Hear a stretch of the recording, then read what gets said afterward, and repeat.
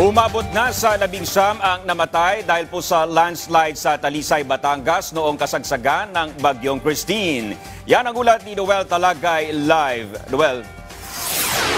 Dominic, tila matatagalan pa na makabalik sa normal na pamumuhay ang bayan, ang lalawigan ng Batangas. Matapos ito ng manalasa dito ang Bagyong Christine dahil hanggang sa mga oras na ito, wala pa rin mga supply ng kuryente ang ilang lugar doon at mayroon pa rin mga impassable road at mayroon pa rin mga nawawalang mga residente.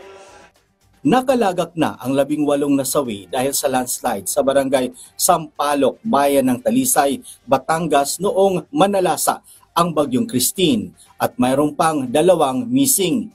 Meron pang hinahanap na 2. Patuloy naman ang retrieval operation ng mga pulis.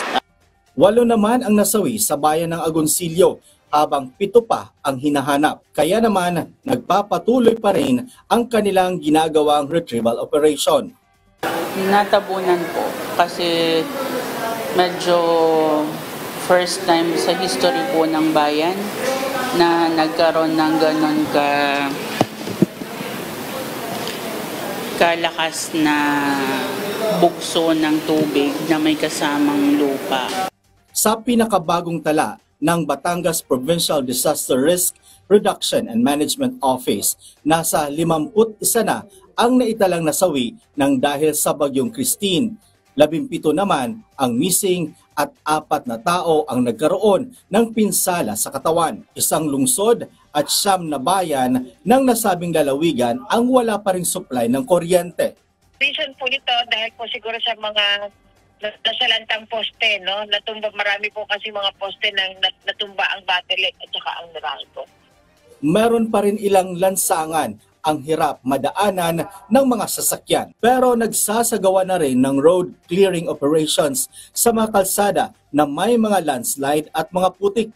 So, dire-diretso pa rin po ang ating clearing operation sa mga higit sa lahat sa mga binaha, malalaking binaha, lalo na sa mga tagong barangay na Idineklara na rin ng Batangas Provincial Government ang state of calamity sa nasabing probinsya.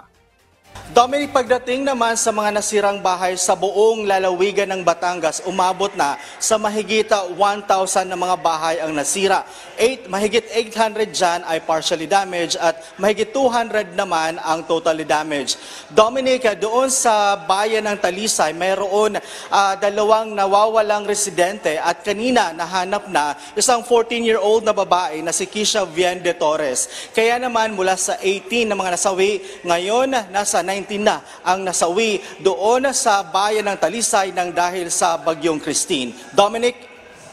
Alright, maraming salamat, Noel Talagay.